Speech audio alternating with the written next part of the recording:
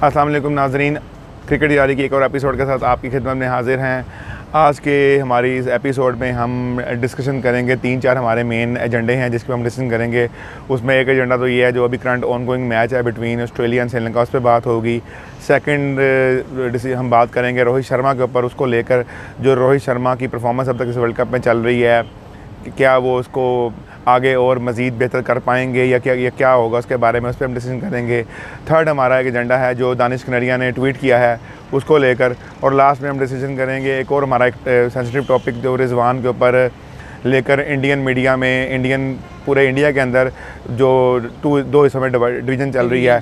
कुछ लोग कह रहे हैं उसको पॉजिटिव ले रहे हैं, कुछ उसको नेगेटिव ले रहे हैं, इसके ऊपर डिसीजन करेंगे। हम स्टार्ट करते हैं पहले जो करंट चीज़ चल रही है अभी on going match between Sri Lanka और ऑस्ट्रेलिया। मेरे साथ मेरे को होस्ट हैं अबू बकर। हम इनसे पूछते हैं कि क्या कहना चाहेंगे इसके ऊपर। बकर, जो अभी चल रहा है मैच श्रीलंका ऑस्ट्रेलिया 200 पे 8 आउट हो चुके हैं, ऐसा लग रहा था 125 पे 0 था, तो जैसे आज श्रीलंका तो मतलब मैच ले गया, तो क्या लगा? ये चीज़ मैंने आपको पाकिस्तान और श्रीलंका के मैच में भी बोली थी कि श्रीलंका स्टार्ट तो बड़ा अच्छा करता है, उनके पहले 2-3 बैट्समैन अच्छे हैं, बड़ा अच्छा अग्रेसिव स्टार्ट करते हैं। आपने देखा होगा ये चीज़ शुरू हुई अफ़गानिस्तान और श्रीलंका का जो वार्म अप मैच था, उसमें आते ही कुशाल मेंडिस ने अटैक किया, बड़े अच्छे रन उसके बाद फिर ऐसा कोलैप्स होता है कि अगली पूरी टीम उनकी, जैसे कि उस दिन पाकिस्तान का इंडिया के अगेंस्ट हुआ, इससे ज़्यादा बुरी जो सिचुएशन है उनके मिडिल ऑर्डर के साथ है। उनकी पूरी टीम 50-60 स्कोर के अंदर आउट होती है, और हर बार होती है। सिर्फ पाकिस्तान के मैच में नहीं हो पाई क्योंकि पाकिस्तान के पास वो मिडिल ओवर में विकेट्स लेने वाले बंदे नहीं थे, वरना श्रीलंका आपको चांस दे देती है। अगर आप वो फिर भी देखो तो फिर आपकी जो बात है वो काफ़ी हद तक ठीक भी है। देखे ना 219 for 2 आफ्टर 27 ओवर्स से वो 345 बना सके सिर्फ। लेकिन आज देखे ना 150 पे शायद उनका एक आउट या 2 आउट चल रहे थे, एक आउट था। हाँ, उसके बाद से कोलैप्स हुआ। मैं मैच देख रहा था, मैंने आपको पहले कहा कि ये कोलैप्स होगा, ये जैसे लग रहा है ना बड़े आराम से रन इस तरह होंगे नहीं, इनका कोलैप्स होना है।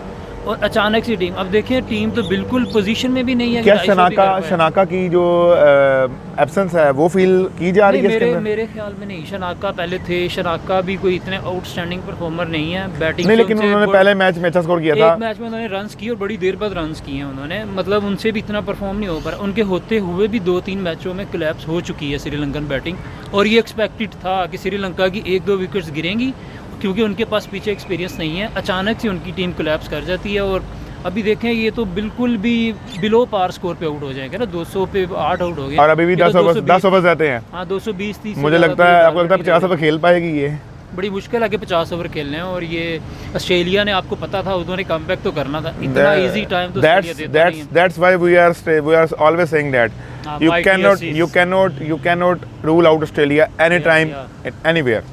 They are mighty Australians. इसके ऊपर मज़ीद हम और बात भी करेंगे, लेकिन अभी फ़िलहाल हम डिसीजन करते हैं एक और इम्पोर्टेंट चीज़ पर।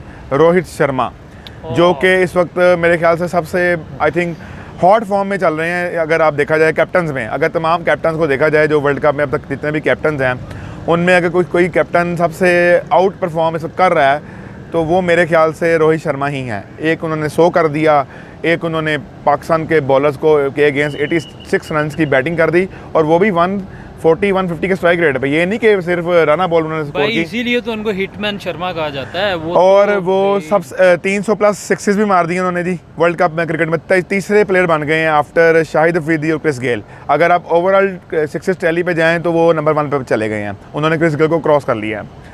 इस पे मज़ीद भी डिस्कशन करते हैं। अभी हम अबू बकर के साथ, अबू बकर हाँ जी बताएं जी, रोहित शर्मा क्या करने जा रहे हैं? मैं बात करता चलूँ, रोहित शर्मा ने एक चीज़ इम्प्रूव की, आपने देखा होगा वो 2019 के वर्ल्ड कप तक क्या करते थे, वो स्लो स्टार्टर थे, ठीक है, वो पहले 15-20 रन बड़े आराम से करते थे, हालांकि उनकी तब बड़ी इनिंग्स आ रही थी, वो डबल सेंचुरीज भी कर रहे थे, लेकिन स्टार्ट ज़रा स्लो लेते थे। आपने देखा पावर प्ले में उनके इतने रन नहीं बनते थे, लेकिन उसके बाद से उन्होंने क्या चीज़ इंप्रूव करी है, अब वो स्टार्ट से ही अटैक करने जाते हैं। मेरे ख्याल से उन्होंने उसकी वजह से उनकी फिटनेस इशू भी है कि वो ज़्यादा रन नहीं कर सकते। बिल्कुल ऐसी है। उसके बाद उनके देखेंगे आपके रन बड़े नहीं बन रहे, उनकी बड़ी 100s नहीं आ रही जैसे पहले आती थी। ऑब्वियसली हर दूसरे मैच जब आप अटैक पे जाओगे आप चांसेस भी दोगे और आप समटाइम्स स्कोर भी करोगे, वो चांसेस भी देते हैं आपको, लेकिन उसका फायदा इंडिया को क्या हो रहा है, ट्यून सेट कर जाते हैं वो, ठीक है। वो स्टार्ट से आपको, जैसे वरिंदर सहवाग एक ज़माने ज़माने में करते थे कि 30-40 रन करने हैं या 50 करनी है, बड़ी इनिंग्स का नहीं सोचना, वो पीछे बैट्समैन पड़े उनके। और मेरे ख्याल से हमने ये चेंज देखी है जब पाकिस्तान इंडिया का पहला मैच हुआ था कैंडी में, जहाँ पर वो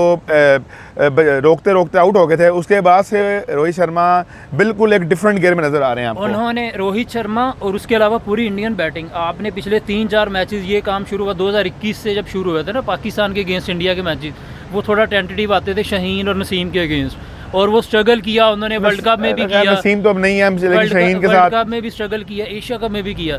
उसके बाद जब ये वाला एशिया कप आया तो उन्होंने क्या एक चीज़ इंप्रूव की, उन्होंने कहा कि डिफेंड नहीं करना, अटैक पे जाना है। उन्होंने हमारे बॉलर्स की लेंथ जो है वो खराब करी है। अब वो जब शाहीन पे आप अटैक करने जाते हो ना, उसकी लेंथ खुद ही खराब हो आपको लगता है किसी बड़े मैच में अगर वो अटैक करते हुए ऊपर से आउट हो गए तो इंडिया के लिए मसला हो जाएगा? अभी तो वो काम चल रहा है। मसला हो सकता है, लेकिन इंडिया के पास बैटिंग में इनफ डेप्थ मौजूद है। अब इनके केएल राहुल, श्रेयस अय्यर, लेकिन आपने उस दिन भी देखा, मैच में देखा, कोहली से बैटिंग नहीं हुई उस पिच पे शुभमन गिल थोड़ा टच में नजर तो आया लेकिन वो आउट हो गए जल्दी।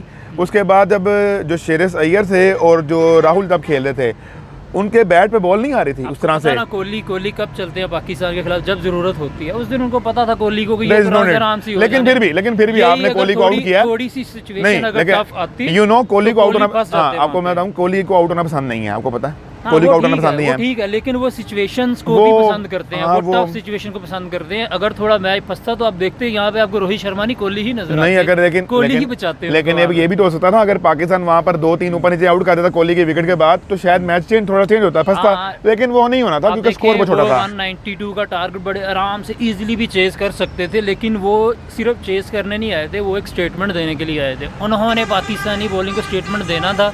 उन्होंने अपने अगले मैचों में भी स्टेटमेंट दिया कि भाई हम नहीं, वो मैं आपकी बात से थोड़ा सा डिसएग्री करूंगा। आप जब 300 चेस कर रहे होते हैं ना तो आप इस तरह बैटिंग करेंगे, आपके 2 आउट हो जाएंगे ना तो आप फौरन बैकफुट पे चले जाएंगे, जैसे कि हुआ, जैसे कि उस दिन हुआ। 190 पे आप रिस्क ले सकते हैं यार, वो 190 में प्ले है ना, हाँ वो ठीक है, वो आई एग्री विद। देखें, मैंने आपको उस दिन भी कहा जब रोहित शर्मा ने जो पहला 50 तो बहुत फास्ट किया, उसके बाद उनसे भी बॉल मिडल नहीं हो रहा था। जब वो इवन शदाब ने उनको फुल टॉस में छिक्का खाया, या जो नवाज को उन्होंने 6 मारा, वो भी नवाज उनको पीछे बॉल दी, अदरवाइज उसके बाद उनसे बड़ी शॉट कोई नहीं लगी। जो मारा उन्होंने उससे पहले मारा था, बॉल फंसना शुरू हो गई थी। ठीक है, बॉल फंसना शुरू हो गई थी, लेकिन बॉल कितना लो रहा है, इतने लो ट्रैक पे अगर एक बंदा आपको इतना खुल के खेल रहा मार रहा है यार, वो मैं ट्रैक आएगा वहाँ पे इसलिए तो बहुत मारेगा। इसलिए मैं आपसे कह रहा हूँ कि कोहली वहाँ आउट हो गए, शुभमन गिल आउट हो गए, और उसके बाद रोहित शर्मा को भी शाहीन ने बड़ी अच्छी बॉल पे आउट किया वहाँ पर। मुझे तो नजर आ रहा है हिटमैन भाई ये उनको वर्ल्ड कप जितवा रहा है। ये धोनी के बाद जो लेगेसी छोड़ के जाएगा ना रोहित शर्मा, ये वर्ल्ड कप उन्हीं का है। कोई बड़ी अनहोनी ना हो जाए, इंडिया ये वर्ल्ड कप जीत रहा है। मुझे तो कोई टीम नज़र ही नहीं आ रही जो इंडिया को हरा सके। न्यूजीलैंड है एक टीम मुझे जो टफ टाइम दे सकती है इंडिया को, उसके अलावा कोई टीम नहीं है। मुझे तो इंडिया के लिए तो ऑल क्लियर चल रहा है। मेरी वाइब्स बड़ी क्लियर है इसको लेकर कि इंडिया सेमीफाइनल हारा है। मुझे नहीं लगता, मेरे ख्याल में आपको पता 2019 डिजर्व भी करता है। मेरे ख्याल में तो जो डिजर्व करता है उसको ही जीतना चाहिए। डिजर्व तो आप कोई और टीम जीतेगी तो वो समझो तुक्का लगेगा। आप मुझे बताएं, आप मुझे सिर्फ ये बताएं 2021 का T20 वर्ल्ड कप कौन डिजर्व करता था? 2021 का वर्ल्ड कप जैसे पहले परफॉर्म करके आए थे तो पाकिस्तान ज़्यादा बेहतर जा रहा था, मतलब वो कन्विंसिंगली जीत के आया था सबसे, तो लग रहा था कि पाकिस्तान जीत जाएगा। जीता कौन था?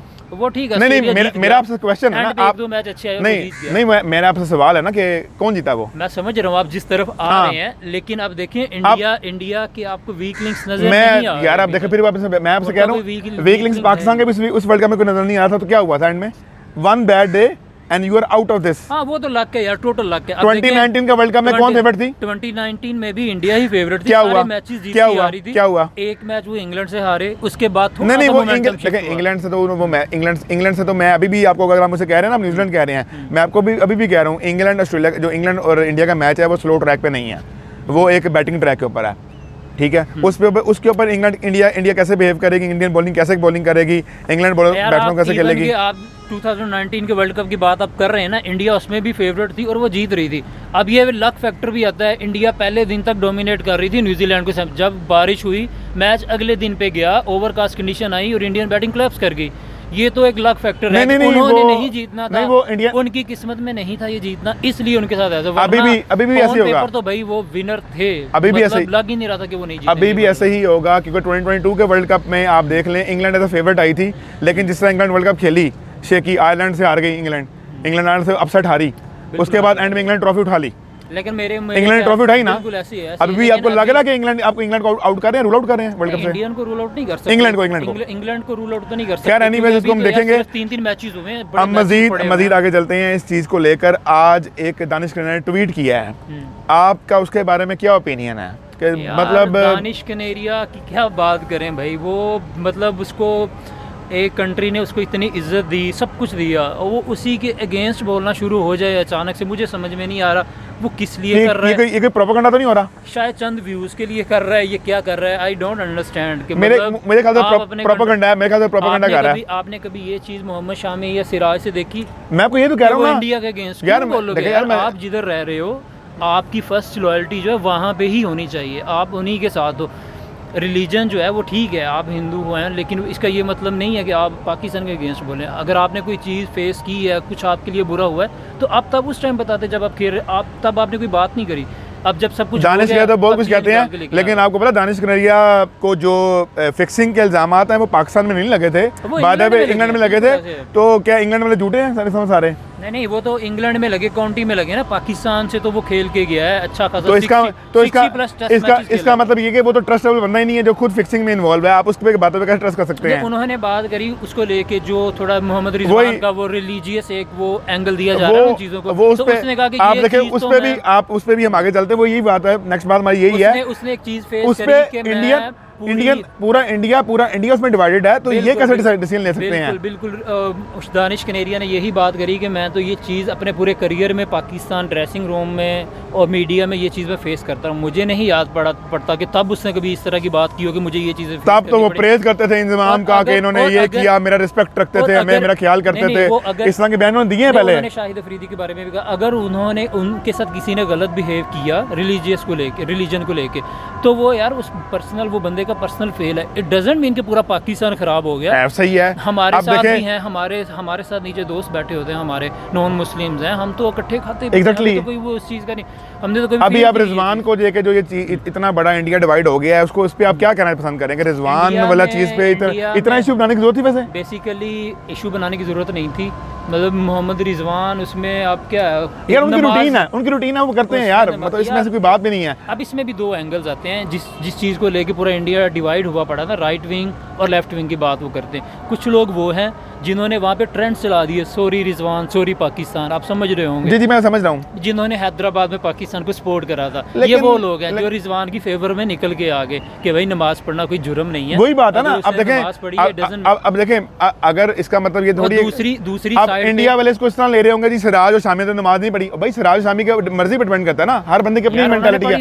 अब पाकिस्तान के किसी और प्लेयर ने नमाज नहीं पढ़ी ना, सिर्फ रिजवान ने पढ़ी, वो पढ़ते हैं, रूटीन में भी पढ़ते हैं, उन्होंने दुबई में पढ़ी थी, वो कहीं भी पढ़ते हैं, इसका मतलब थोड़ी है अपना पर्सनल फेल है, उन्होंने अपने रूम में पढ़ ली होगी। ये इस चीज को लेके हम इतना ज्यादा कमेंट कर भी नहीं सकते, क्यों? मतलब वो उनकी अपनी चॉइस है, को लेके हम उसमें कमेंट बिल्कुल नहीं करना चाहिए था, और वो चैंट्स भी नहीं करना चाहिए थे क्राउड को, वो खैर उनकी अपनी चॉइस है। जो दूसरी साइड है वो है जिन्होंने चैंट करे वहाँ पे जय श्री राम के रिजवान को देखकर। अब तो ये भी एक नॉर्मल चीज है यार, इसको लेके पाकिस्तान में वो हमने खड़ा किया जा, पाकिस्तान में वो एजेंडा बनाया जा रहा है, बिल्कुल एजेंडा बनाने की जरूरत नहीं है। जय श्री राम भाई, वो अपने मुल्क में है, वो अपने मुल्क में अपने वो चैंट कर सकते हैं, उनको राइट है। आप मैच देखने जाते हो, ठीक है, आप कज़ाफी स्टेडियम के, मैं गया, हम भी वहाँ पे जाके चैंट्स कर रहे होते हैं, पाकिस्तान जिंदाबाद, पाकिस्तान का मतलब क्या, ला इलाहा इल्लल्लाह। तो वो क्यों नहीं कर सकते इंडियन जय श्री राम? उन्होंने किए, उसको एजेंडा नहीं बनाना चाहिए, एजेंडा बनाने की जरूरत नहीं। इस पे इसको हम बिल्कुल तरीके से भी ले सकते थे। एंड में आपसे दोबारा पूछ सकते हैं, क्या ऑस्ट्रेलिया ये मैच चेस कर रहा है? आप मुझे ये बताएं। तो ऑस्ट्रेलिया ये वन साइडेड ही मैच जीत रहा है, इसमें तो कोई आपको पता नहीं लखनऊ की जो पिच थी लास्ट में ट्रिकी थी, तो अभी भी आज भी ट्रिकी थोड़ा प्ले करेगी। के पास अगर वनिंदु हसरंगा होते तो मैं कहता शायद यार कुछ कर जाए। अब सिर्फ तीक्षणा है, उनको भी वेला लगे भी हैं, और आज उन्होंने एक पेसर ऐड किया है लहेरू कमारा। वेला लगे ने भी एक मैच के अलावा, इंडिया के मैच के अलावा, टू बी वेरी ऑनेस्ट, कोई इतना ज्यादा परफॉर्म नहीं किया उसने। इवन के पाकिस्तान के अगेंस्ट भी उसको 2-3 मैचों में मार। मतलब आप कह रहे हैं कि आज यही होगा? मेरे ख्याल में ऑस्ट्रेलिया इजीली ये चेस कर जाएगा, कोई इसमें दो राय ही नहीं है कि ऑस्ट्रेलिया चेस ना कर। चलें नाज़रीन, आपके इस चीज़ को लेकर क्या ओपिनियन? एक और चीज़ भी मैं ऐड करता चलूँ, मोहम्मद रिजवान की जो अभी लेटेस्ट अपडेट आ रही है, उन पे कोई मुकदमा भी कर दिया, कोई केस कर दिया गया। वो तो मतलब कोई लोकल बिल्कुल वो उन्होंने केस किया, वही बात है। स्पोर्ट्स के अंदर रिलीजन को लेके आ रहे हैं। तो अब देखते हैं कि उसका क्या आगे कोई मेरा नहीं decision ख्याल कुछ भी निकल नहीं होगा। जाता है। लास्ट टाइम भी आईसीसी कोई ने इनको ICC उस पे कोई लेती है, आईसीसी ने उस action पर नहीं शटअप कॉल दे लेती। रही थी उनको, मेरे ख्याल से इस बार भी ऐसा ही होगा। नहीं, बिल्कुल मज़हब को दूर रखना चाहिए भाई। स्पोर्ट्स एक अलहदा चीज़ है, मज़हब एक अलहदा चीज़ है। बिल्कुल स्पोर्ट्स में मज़हब नहीं आना चाहिए। अब वो हार्दिक पांड्या को जो लोग यहाँ पे बैठ के ट्रोल कर रहे हैं, वो भी ट्रोल नहीं करना चाहिए। और किस ना बात ही पे ट्रोल करे भाई? हार्दिक पांड्या ने कोई साइन वगैरह किए थे, वो कोई प्रेयर वगैरह के किए, तो उस ठीक पे है भी ना भाई, ट्रोल वो कर रहे हैं। यार तो इसमें वो ऐसी कोई उसका बात राइट नहीं। है, वो उसका उसकी right है। उसका अपना उस पे अपने हम अपनी ट्रोल नहीं कर हम उसको सकते कह किसी सकते हैं। को। हाँ, उसका अपना वो रिलीजन है, हमारा अपना। ये क्रिकेट जो है ना, वो बिल्कुल अलग चीज़ है। अब अगर आप रिलीजन को लेके आओगे ना इसमें, तो ये नहीं चलने नहीं वो वाला। तो बिल्कुल भी क्रिकेट से दूर वो रखना होना भी चाहिए। नहीं चाहिए हमारा। अगर हम क्रिकेट देखना, क्रिकेट को क्रिकेट की तरह देखें तो हाँ, ज़्यादा और बेहतर even है। कि मोहम्मद स्पोर्ट्स को स्पोर्ट्स ही even रहने कि दें। मोहम्मद रिजवान के भी गज़ा वाले कमेंट पे भी ये लोगों ने काफ़ी वो विवाद बनाया था कि ये चीज़ कर रहा है, ये चीज़ कर रहा है। वो उसका एक उसमें personal था, टॉप उसकी उसमें feeling टॉप थी। नॉच आपके विक्रांत गुप्ता साहब थे। वो उसकी फीलिंग हाँ। थी और उसने वो शेयर करी। वो किसी की भी हो सकती है, मेरी भी हो सकती है, तो मैं भी ट्वीट करूंगा। मैं ग्राउंड में तो नहीं हूँ ना, मैं ग्राउंड से बाहर चला गया, मैं कुछ भी ट्वीट कर सकता हूँ। वो उसकी फीलिंग उसने ट्वीट कर, बाकी भी 10-11 खिलाड़ी हैं, किसी ने ट्वीट नहीं किया। ठीक है, रिजवान ने खैर किया। एनीवेज, इसको आज के एजेंडे के साथ हम आपसे मतलब यही जाना चाहते हैं। आप हमारे चैनल को सब्सक्राइब कीजिए, लाइक कीजिए और कमेंट ज़रूर कीजिएगा और इसके बारे में कि जो चीज़ें चल रही हैं। Thank you so much. अल्लाह हाफिज़। See you next video.